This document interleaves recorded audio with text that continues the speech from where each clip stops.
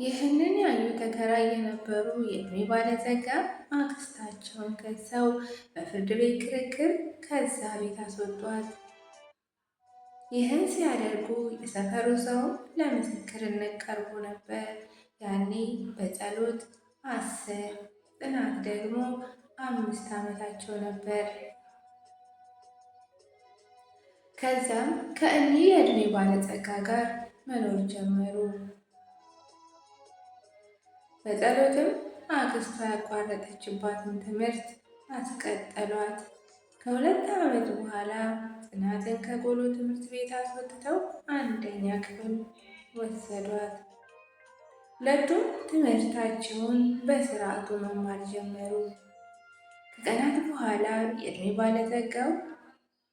ባለጸጋዋ ሴት በእርጅና እቤት መዋል ጀመሩ። የጡረታ ብራቸውም ምክንያቱ ባልታወቀ ጉዳይ ተቋረጠ።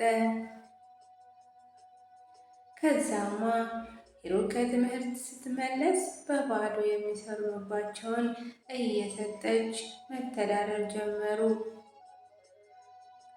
እንዲህ እየኖሩ የዕድሜ ባለጸጋ በህመም አልጋ ላይ ዋሉ። እሳቸው ለማሳከም ቤታቸውን መሸጥ ቢፈልጉ 18 ዓመት ስላልሞላቸው መሸጥ አልቻሉም። በዛ ምክንያት ዕቃቸው ጥቂት አስቀርተው ሸጡ። ቤታቸውንም አከራይተው እነሱ የጭቃ ቤት ተከራዩ። እነ ጽናት ከዛን ቀን ጀምሮ በጭቃ ቤት ኖሩ። በጭቃ ቤት መኖሩን ተያያዙት።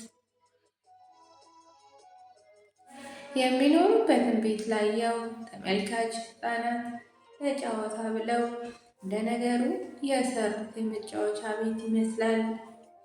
የጽናት ታላቅ እህት በጸሎትም የዕድሜ ባለጸጋዋንና ጽናትን መንከባከብ ጀመረች። ከትምህርት ቤት፣ ከቤት ወደ ስራ፣ ከስራ ወደ ጥናቷ እና እህቷን የዕድሜ ባለጸጋዋን መንከባከብ የቀን ተቀን ስራዋ አደረገችው። የምትሰራው ስራ ቀለል ያለ ምግቦችን ማዘዋወር ይዛ ነበረ። እየዞረች መሸጥ ነው።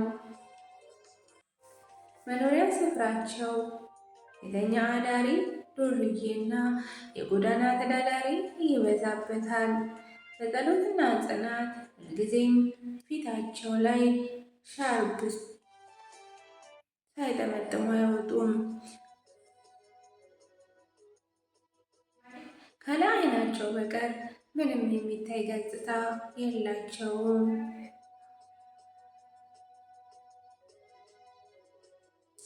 የሚለብሱትም ልብስ በጣም የተንጓተተ ግን ደግሞ የጸዳ ነው። ቤታቸውን አከራይተው እዚህ መረጋጋት፣ ዝምታና ራስን ማድመጥ ከማይችሉበት ሰፈር ከገቡ በኋላ ነው መሸፋፈን የጀመሩት። የሚኖሩበት አካባቢ ያሉ ሰዎች እነ ጽናት ሰፈራቸውን ሲቀላቀሉ በሰው ሕይወት ገብተው ማውራት ባይመቻቸውም የእነ ጽናት ነገር ግን ስለሚገርማቸው ሁሌም ይሹካሹካሉ፣ ያወራሉ። እንዴት ከአንድ መነኩሴ ጋር 2 ሙስሊም ይኖራል ብለው የመጀመሪያ ሰሞን ያወሩ ነበረ።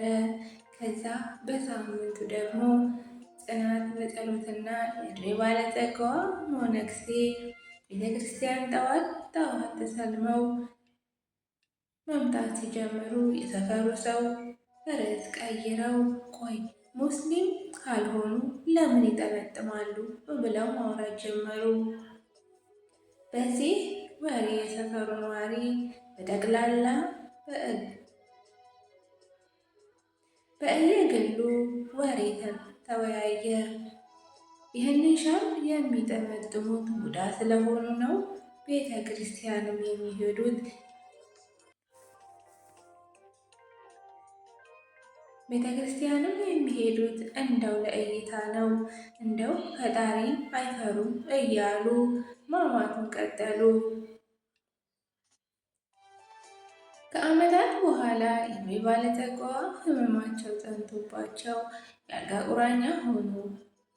በጸሎትና ጽናት እኒህን ሴት ሐኪም ቤት እንደምንም ደጋግፈው ወሰዷቸው። ከ15 ቀናት በኋላ ኑና ውጤቱን ትሰማላችሁ ብሎ ዶክተሩ በሰጣቸው ቃል መሰረት በ15 ቀን ሄዱ። ዶክተሩ አዋቂ ሰው እንዲጠሩ ቢጠይቃቸውም በጸሎት ስላለበት ነገር ወይም ደግሞ ስላሉበት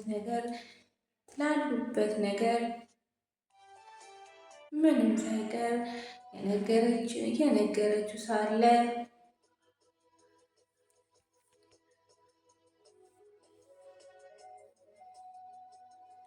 ስላሉበት ነገር ምንም ሳይቀር ነግረው አሳመነችው።